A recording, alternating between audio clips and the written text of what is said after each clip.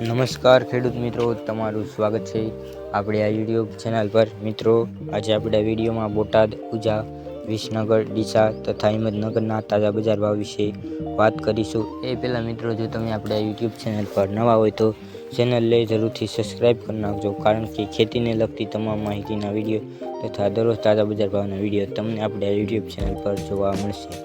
મિત્રો, આજે તારીખની વાત કરીએ તો આજે તારીખ 15/2/2026 અને રવિવારે। આજે મિત્રો મહાશિવરાત્રિ હોવાથી તો દરેક મિત્રોને મહાશિવરાત્રિની હાર્દિક શુભકામનાઓ।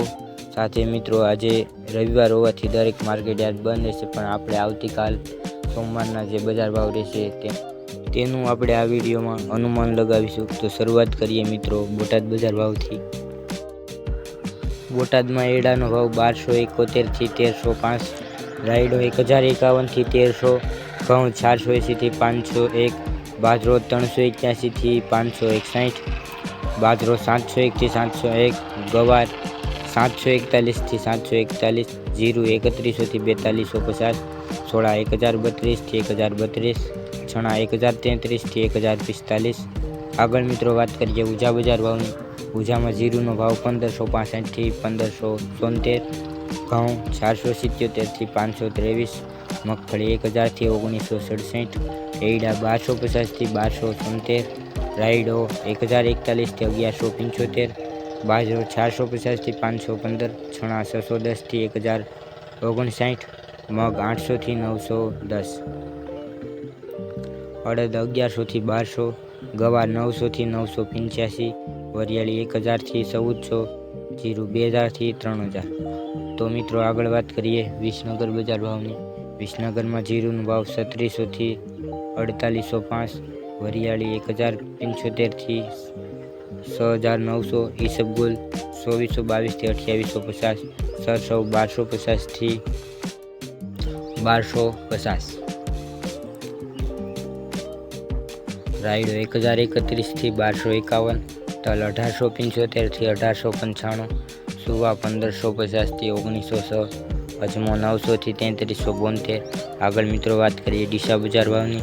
ડીસામાં ઘઉંનો ભાવ 450 થી 541, જુવાર 550 થી 1173, મગફળી 1100 થી 1300, કપાસ 1309 થી 1620, જીરું 3545 થી 4395, ચણા 975 થી 1140, મેથી 975 થી 975, ધાણા 1190 થી 1940, અડદ 1000 થી 1305। આગળ મિત્રો વાત કરીએ હિંમતનગર બજાર ભાવની।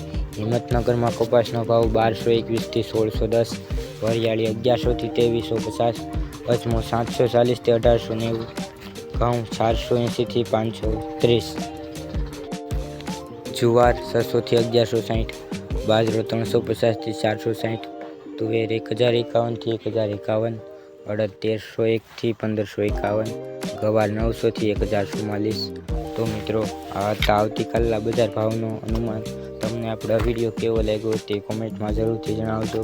સાથે ચેનલ પર નવા હોય તો ચેનલને જરૂરથી સબસ્ક્રાઈબ કરી નાખજો, જેથી કરીને અમને દરરોજ વિડીયો બનાવવાનું એક મોટિવેશન મળતું રહે। તો વિડીયો જોવા બદલ ખેડૂત મિત્રો આપનો ખૂબ ખૂબ આભાર।